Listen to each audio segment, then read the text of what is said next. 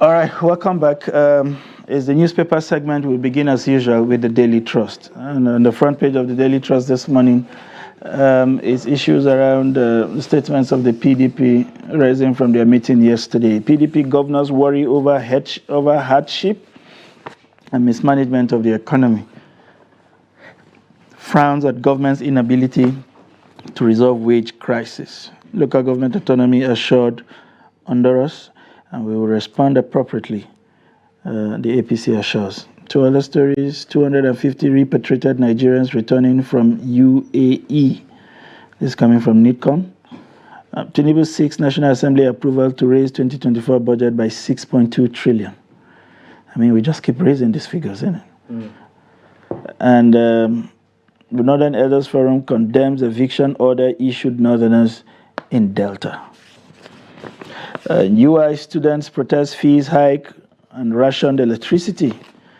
IOC selling crude at $4 per barrel above market price. I mean, that was a huge complaint from the Dangote refineries about the IOCs would not even deal with him directly. They would rather sell to market traders who would then add margins for doing nothing, sitting in Europe to deliver to you. And they want to take him out, of business. They want to cut his margins. They want to make it not so profitable. But I think for him to beyond just the Nigerian government stepping in to protect him and guaranteeing his chances of staying in business, I think Nigerians should also do the needful to ensure that if once he's able to put some products out there, our own marketers patronize him and listen. At the end of it all, the company is Nigerian, right? It's something that we should be proud of. I mean, there's so many multinational next to the river and be complaining about thirst. Which is the situation right now. Yeah. And fire kills Kanu commissioner's daughter, 2 others, and of course we have this last one from the Senate. Senate sacks Ndume as chief whip as experts decry attack on free speech. Daily Times is up next, so let's take a look at the front page of the Daily Times for today. Obaseki kicks as court reinstates Shuaibu as Edo deputy governor. Edo government assembly head to the appeal court. And in other news, nobody can stop 8 years of Tinubu, according to Dave Umahi. The Minister of Works is speaking there. What does he even mean by that? I don't even know. I really don't. Parliamentary coup, Senate sacks Ndume as majority whip, appoints... I like that coinage. Yeah. Appoints Munguno. Imo Assembly recommends sack of CJ over alleged age falsification. PDP Governors Forum condemns mismanagement of the economy by the APC-led government. And in other news, Tinubu to Africa's ministers of solid minerals. Defend Africa, extend sustainable upliftment of our people.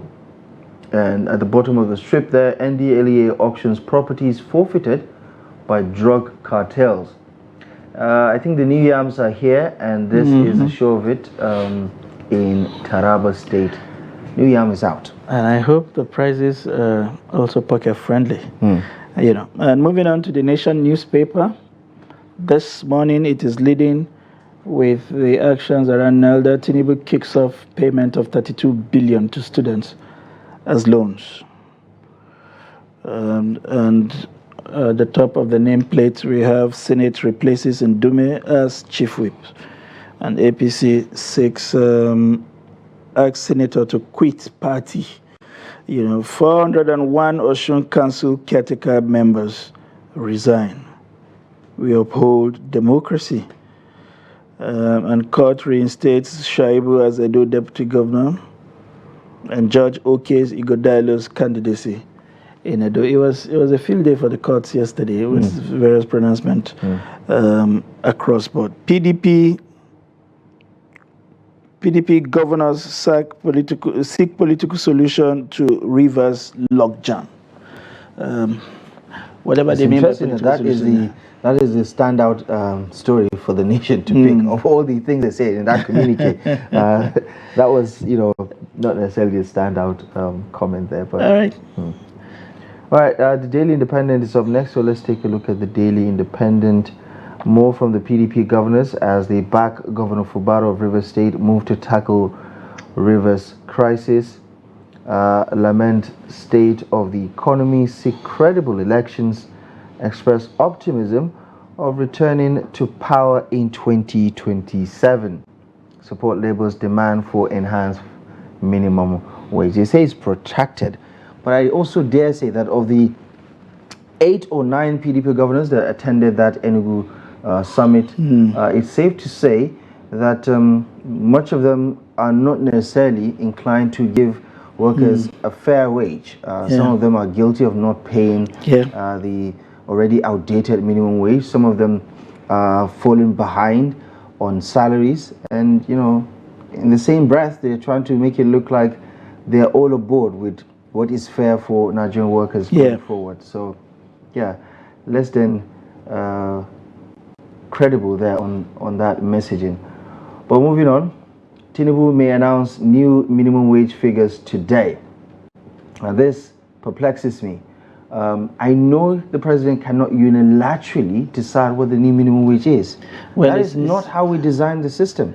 Well, it's supposed to be a product of conversation, collective bargaining, right? So it would be nice if he announces it after they all agree, but if he jumps the gun, I'm afraid Labour is not going to take this lightly, and we might see a counterproductive development as a result of that. But maybe it's just the captioning of the story. But we expect that today we are going to hear something significant with regards to that. But also attached to the story is that he has written to the Nigerian Senate for an increase in the 2024 budget by 6.2 trillion naira. This brings the budget deficit to more than 60%, I think, at this point. Yeah.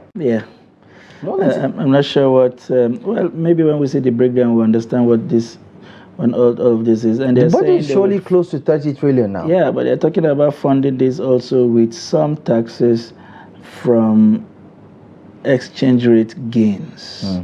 I hear that with regards to the banks also, that there's a 50% something. Yeah, so I'm not sure how all that is going to work. It's taxing the banks even further. Yeah. And what happens is that the cost of providing services will also take some of this hit. All right, we move on to the Vanguard newspaper. And on the front page of the Vanguard newspaper this morning, we have those PDP governors adorning the Ishiagu. But the major headlines there is telecom sector had hit by harsh government policies. This is coming from a report. Harsh policies whiffling purchasing power of telecom subscribers. Smartphone shipment shrink. Operators revenue dip. Nigeria golden sector about to lose relevance. And then one or two other stories there. Zulu meets security chiefs, monarchs, religious leaders, others over protests against hardship. Osimhen said to join PSG. That's some good news. Agrees 2.4 billion wage package. Good news for him. He should enjoy the Farmers League. Nobody watches that league anyway. But maybe when they come to the Champions League, we'll be one to keep an eye on. All right. Good luck to Victor Osimhen. I thought he was coming to Chelsea because the Premier League fits him. He's very aggressive, very tough, but going to the French League, I think it's going to be a walkover for him. And he was there before. Good luck to him. Yeah, good luck to him. Yeah. All right, that's the much that time will permit us today. I hope we have brought value to your living room, and we thank you also for the free access that you have given us right into your living room this morning. We'll continue to do this. Please keep a date with us tomorrow for another interesting package of Daybreak. But till then, I'm Sunday Michael Ogo.